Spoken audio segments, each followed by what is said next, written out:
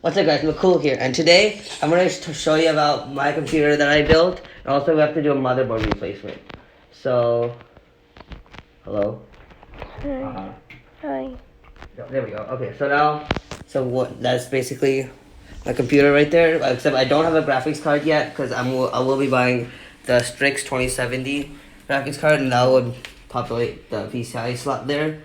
So, yeah, the case is of course for Obsidian, and with the RGB version, so you get RGB. And then here we got an AI H100i from Corsair with like all the RGB, like an AIO, and also we do got the RGB fans underneath.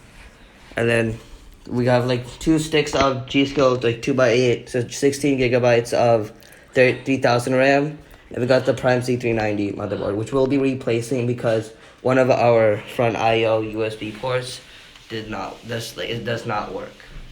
So yeah, that's basically it. So this case is a premium case where it's like all aluminum and it's tinted glass. And on the front we have RGB fans, and on the rear there's basically another, not the rear, it's the other side is basically a clear glass, another glass panel there, so you can see through it if you have RGB, like an RGB SSD or something. So two things that I would change, like in the future if I build another one, is like not get tinted glass, because then it's harder to see the RGB underneath. But the hinge is really useful because it's just fun to open and close.